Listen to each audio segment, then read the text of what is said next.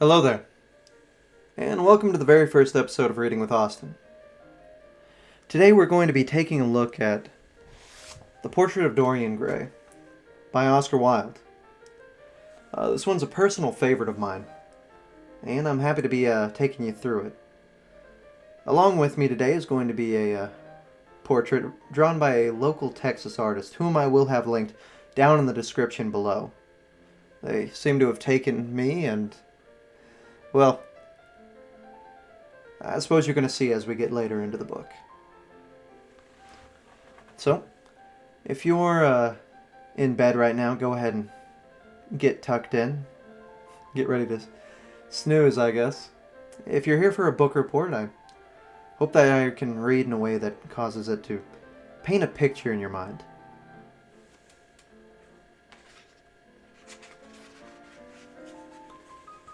Chapter 1. The studio was filled with the rich odor of roses, and when the light summer wind stirred amidst the trees of the garden, there came through the open door the heavy scent of lilac, or the more delicate perfume of the pink flowering thorn. From the corner of the divan of Persian saddlebags on which he was lying, smoking, as usual, innumerable cigarettes, Lord Henry Wotton could just catch the gleam of the honey-sweet and honey-colored blossoms of the laburnum, whose tremulous branches seemed hardly able to bear the burden of beauty, so flame-like as theirs, and now and then the fantastic shadows of birds in flight flitted across the long tussore silk curtains that were stretched in front of the huge window, producing a kind of momentary Japanese effect, and making him think of those pallid, jade-faced painters who, in an art that is necessarily immobile, seek to convey the sense of swiftness and motion. The sullen murmur of the bees shouldering their way through the long, unmown grass, or circling with monotonous insistence round the black croqueted spires of the early June hollyhock, seemed to make the stillness more oppressive. And the dim roar of London was like the bored-on note of a distant organ. In the center of the room, clamped to an upright easel, stood the full-length portrait of a young man of extraordinary personal beauty, and in front of it, some little distance away, was sitting the artist himself, Basil Hallward, whose sudden disappearance some years ago caused, at the time, such a public excitement, and gave rise to so many strange conjectures.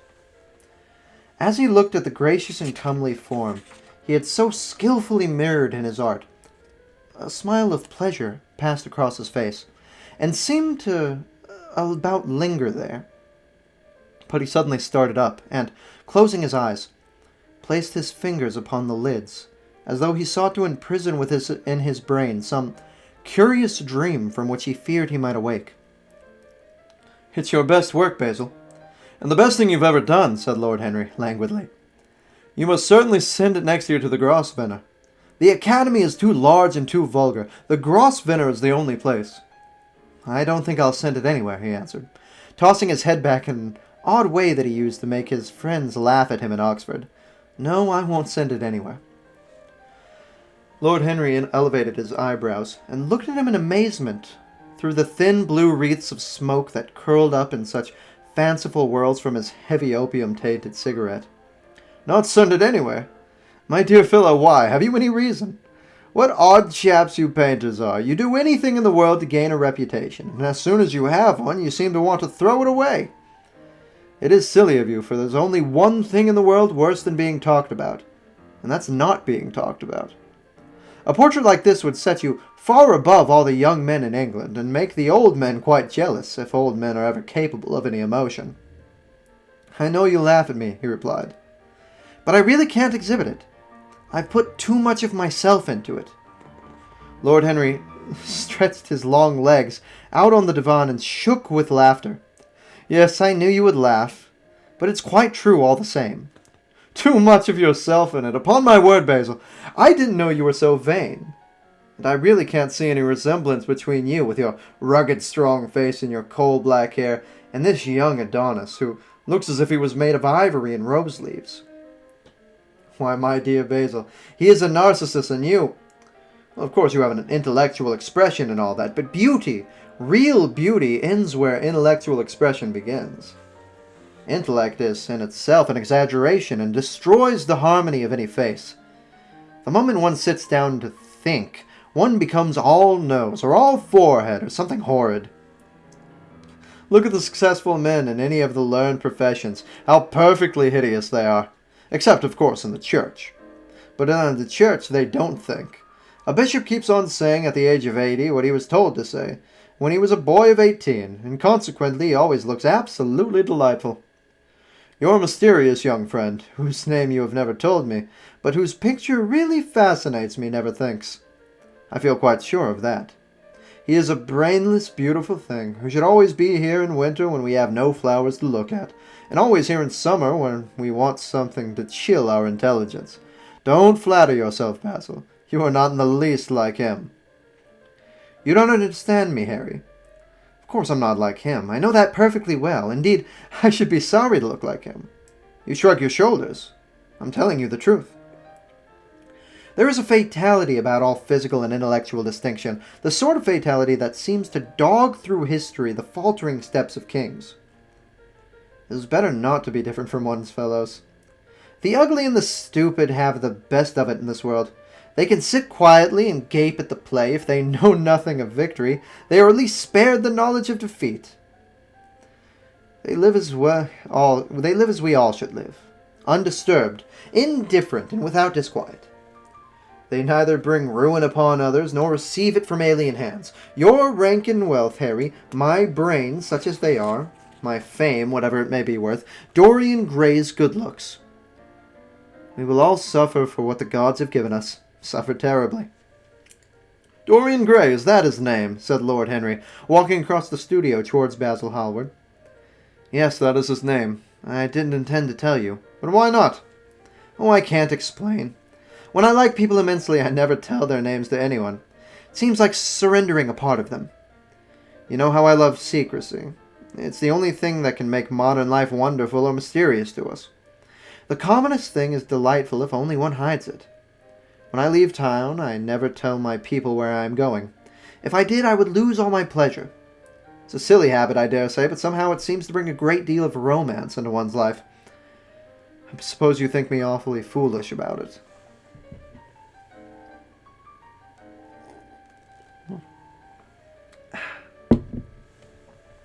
Not at all, answered Lord Henry, laying his hand upon his shoulder. Not at all, my dear Basil. You seem to forget that I am married, and the one charm of marriage is that it makes life a deception necessary for both parties.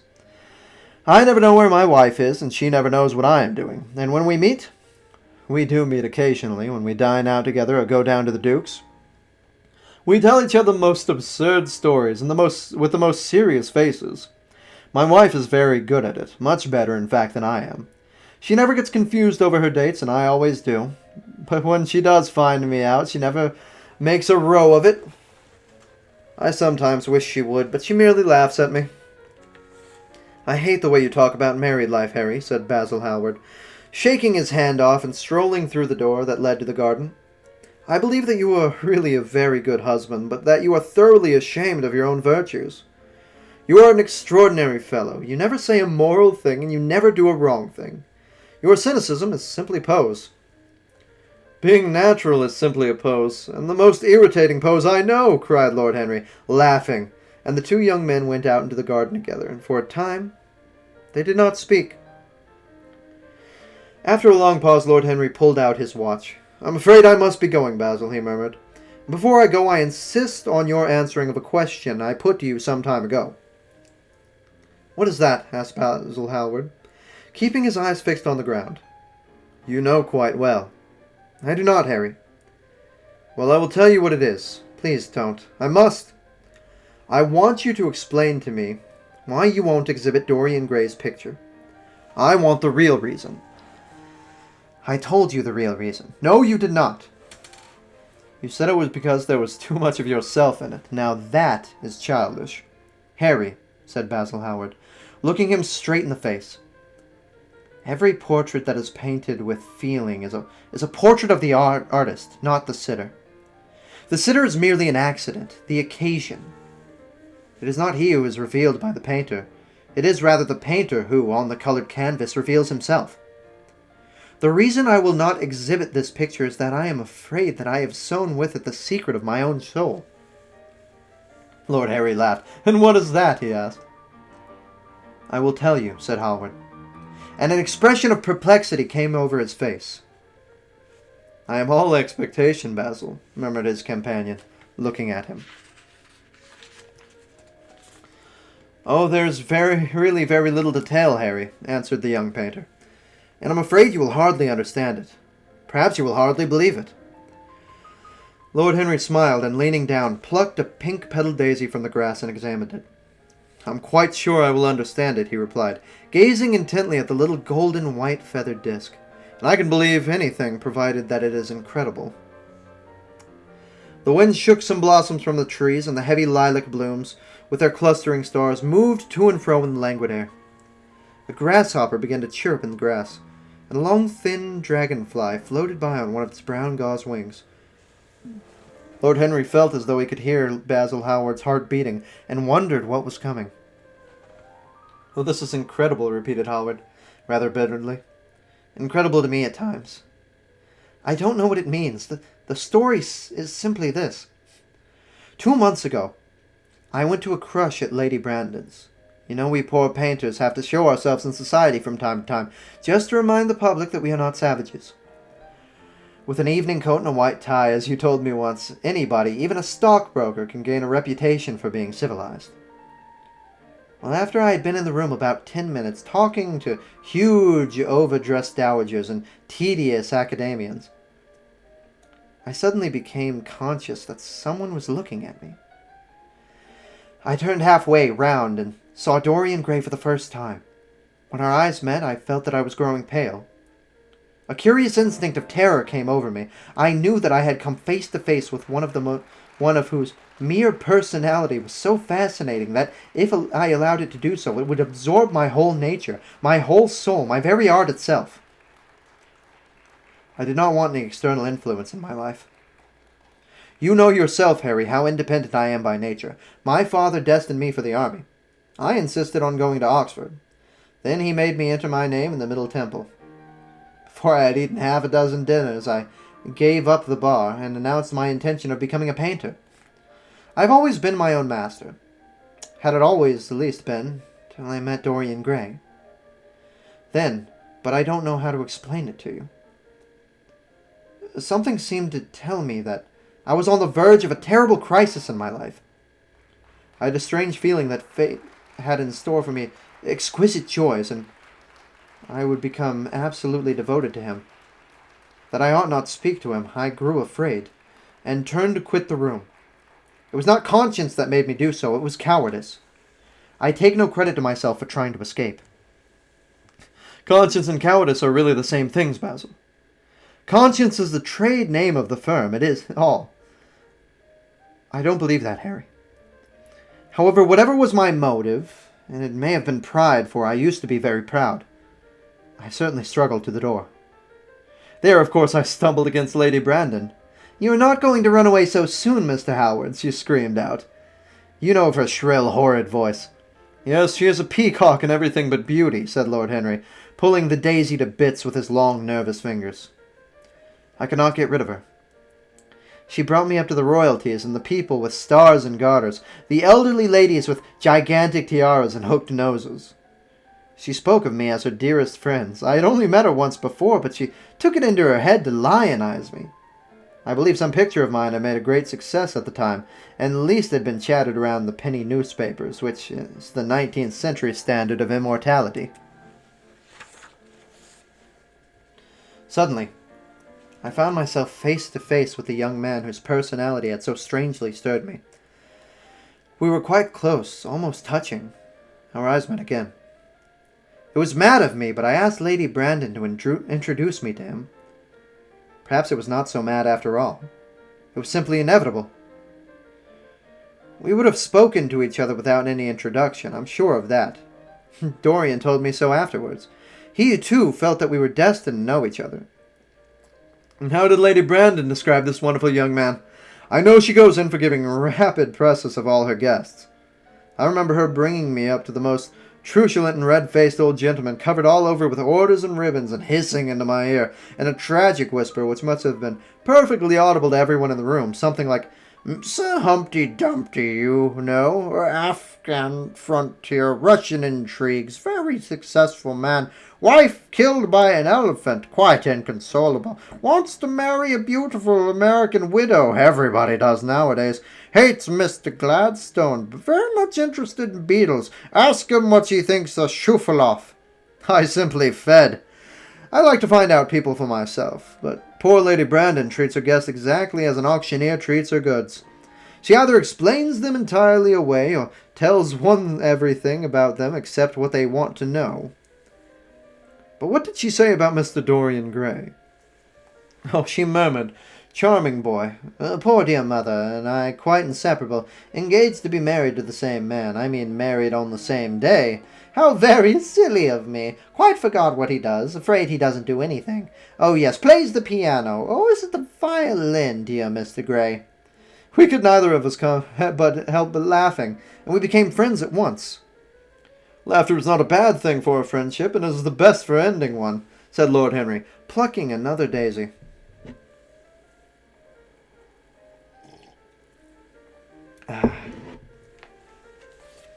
Howard buried his face in his hands. "You don't understand what friendship is, Harry," he murmured. "Or what enmity is, for that matter. You like everyone. That is to say, you're indifferent to everyone." "How horribly unjust of you!" cried Lord Henry, tilting his hat back and looking up at the little clouds that were drifting across the hollowed turquoise of the summer sky, like raveled skins of glossy white silk. "Yes, horribly unjust of you. I make a great difference between people. I choose my friends for their good looks, my acquaintances for their characters, and my enemies for their brains. A man can't be careful in the choice of his enemies. I have not got one who is a fool. They are all men of some intellectual power, and consequently they all appreciate me. Is that very vain of me? I think it's rather vain." "I should think it is, Harry. But according to your category, I must be merely an acquaintance. My dear old Basil, you are much more than an acquaintance, and much less than a friend. A sort of brother, I suppose?" "Oh, brothers! I don't care for brothers. My elder brother won't die, and my younger brothers seem to never do anything else." "Harry!" "My dear fellow, I am not quite serious, but I can't help detesting my relations. I suppose it comes from the fact that we can't stand each other people having the same faults as ourselves. I quite sympathize with the rage of my English democracy against what they call the vices of the upper classes. They feel that drunkenness, stupidity, and immorality should be their own special property, and that if any one of us makes an ass of himself, he is poaching on their preserves.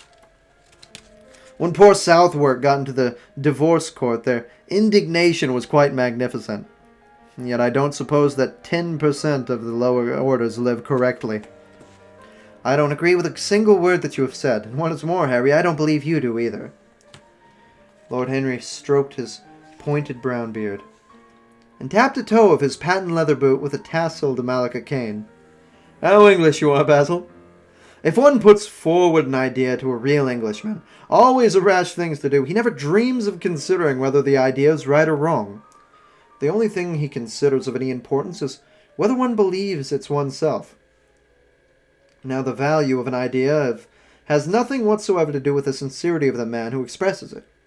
Indeed, the probabilities are that the more insincere the man is, the more purely intellectual will the idea be. As in the case, it will not only be colored by either his wants, his desires, or his prejudices. However, I don't propose to discuss politics, sociology, or metaphysics with you. I like persons better than principles. Tell me more about Dorian Gray. How often do you see him?" "Every day. I couldn't be happy if I didn't see him every day. Of course, sometimes it's only for a few minutes, but a few minutes with someone worships means a great deal." "But you don't really worship him." "I do." "How extraordinary!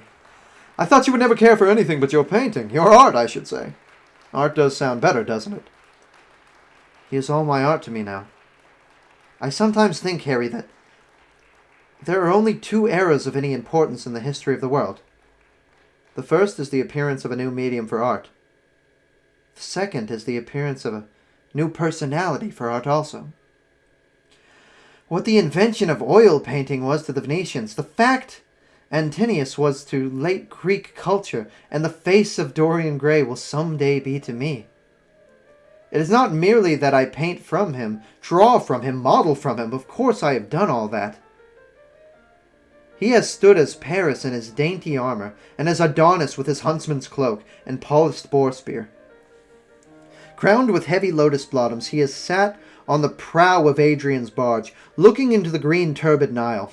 He has leaned over the still pool of some Greek woodland, and seen in the water's silent silver the wonder of his own beauty. But he is much more to me than that. I won't tell you that I am dissatisfied with what I have done of him, or that his beauty is such that art cannot express it. There is nothing that art cannot express, and I know that the art that I have done since I met Dorian Gray is good work, and it's the best work of my life. But in some curious way, I wonder will you understand me, his personality has suggested to me an entirely new manner in art, an entirely new mode of style. I see things differently. I think of them differently. I can now recreate life in a way that was hidden from me before. A dream of form and days of thought. Who is it who says that? I forget, but it is what Dorian Gray has been to me. The merely visible presence of this lad, for he seems to me little more than a lad, though he is really over 20. His merely visible presence, I wonder, can you realize all that means?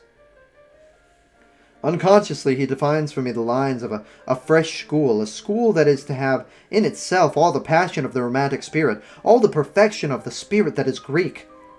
The harmony of soul and body, how much that is. We in our madness have separated the two, and have invented a realism that is bestial, an ideality that is void. Harry, if you only knew what Dorian Gray is to me. You remember that landscape of mine, for which Agnew offered me such a huge price, but which I would not part with? It is one of the best things I have ever done. And why is it so? Because while I was painting it, Dorian Gray sat beside me. Basil, this is quite wonderful. I must see Dorian Gray. Howard got up from the seat and walked up and down the garden. After some time he came back. You don't understand, Harry, he said. Dorian Gray is merely to me a motive in art. He is never more present in my work than when no image of him is there. He is simply a suggestion, as I have said, of a new manner. I see him in the curves of certain lines, in the loveliness and the subtleties of certain colors. That is all. Then why won't you exhibit your portrait? Because I have put into it all the extraordinary romance of which, of course, I have never dared to speak to him. He knows nothing about it. He will never know anything about it. But the world might guess it, and I will not bare my soul to their shallow, prying eyes. My heart shall never be put under the microscope. There is too much of myself in the thing, Harry, too much of myself. Poets are not so scrupulous as you are. They know how useful passion is for publication. Nowadays, a broken heart will run to many editions. I hate them for it. An artist should create beautiful things, but should put nothing of his own life into them. We live in an age where men treat art as if it were meant to be a form of autobiography. We have lost the abstract sense of beauty. If I live, I will show the world what that is. And for that reason, the world shall never see my portrait of Dorian Gray. I think you are wrong, Basil, but I won't argue with you. It is only the intellectually lost who never argue. Tell me, is Dorian Gray very fond of you? Howard considered for a few moments. He likes me, he answered, after a pause. I know he likes me. Of course, I flatter him dreadfully. I find a strange pleasure in saying things to him that I know I shall be sorry for having said. I give myself away. As a rule, he is charming to me, and we walk home together from the club, arm in arm, or sit in the studio and talk of 1,000 things. Now and then, however, he's horribly thoughtless and seems to take a real delight in giving me pain. Then I feel, Harry, that I have given away my whole soul to someone who treats it as if it were a flower to put in his coat, a bit of decoration to charm his vanity, or an ornament for a summer's day. Days in summer, Basil, are apt to linger. Perhaps you will tire sooner than he will. Sad thing to think of, but there is no doubt that genius lasts longer than beauty. That accounts for the fact that we all take such pains to overeducate ourselves. In the wild struggle for existence, we want to have something that endures, and so we fill our minds with rubbish and facts, in the silly hope of keeping our place. The thoroughly well-informed man, that is the modern ideal. And the mind of the thoroughly well-informed man is a dreadful thing. It's like a bric-a-brac shop, all monsters and dust, and everything priced above its proper value. I think you will tire first, all the same. Some day you will look at Gray, and he will seem to you to be a little out of drawing, or you won't like his tone of color or something. You will bitterly reproach him in your own heart, and seriously think that he has behaved very badly for you. The next time he calls you, you will be perfectly cold and indifferent. It will be a great pity, for it will alter you. The worst of having a romance is that it leaves one so unromantic. Harry, don't talk like that. As long as I live, the personality of Dorian Gray will dominate me. You can't feel what I feel. You change too often. Ah, my dear Basil, that is exactly why I can feel it. Those who are faithful know only the pleasures of love. It is the faithless who know love's tragedies. And Lord Henry struck a light on the dainty silver case and began to smoke a cigarette with a self-conscious and self-satisfied air, as if he had summed up all of life in a phrase. There was a rustle of chirruping swallows in the ivy, and the blue cloud shadows chased themselves across the grass like swallows. How pleasant it was in the garden! How delightful other people's emotions were! Much more delightful than their ideas, it seemed to him. One's own soul and the passions of one's friends, those were fascinating things in life. He thought with pleasure of the tedious luncheon that he had missed by staying so long with Basil Hallward. Had he gone to his aunt's, he would have been sure to meet Lord Goodbody there, and the whole conversation would have been about the housings of the poor and the necessity for model lodging-houses. It was charming to have escaped all that. As he thought of his aunt, the idea seemed to strike him.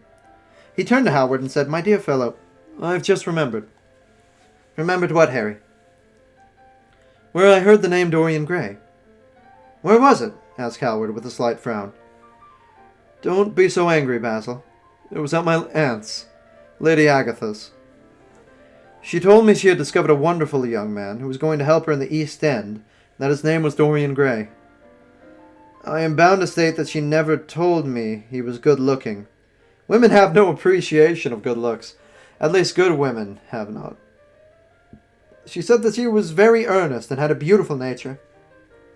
I had once pictured to myself a creature with spectacles and lank hair, horribly freckled and tramping about on huge feet. I wish I had known that it was your friend." "I'm very glad that you didn't, Harry." "Why?" "I don't want you to meet him." "Mr. Dorian Gray is in the studio, sir," said the butler, coming into the garden. "You must introduce me now," cried Lord Henry, laughing. Basil Hallward turned to the servant, who stood blinking in the sunlight. "Ask Mr. Gray to wait, Parker. I will be in a few moments." The man bowed and went up the walk. Then he looked at Lord Henry. "Dorian Gray is my dearest friend," he said. "He has a simple and beautiful nature. Your aunt was quite right in what she said of him. Don't spoil him for me. Don't try to influence him. Your influence would be bad. The world is wide and has many marvelous people in it. Don't take away from me the one person that makes life absolutely lovely to me, and that gives to my heart whatever wonder or charm it possesses. Mind, Harry, I trust you." He spoke very softly, and his words seemed wrung out of him, almost against his will. "What nonsense you talk, Lord Henry," said, smiling, and taking Hallward by the arm. He almost led him into the house. And with that, we have the first chapter taken care of.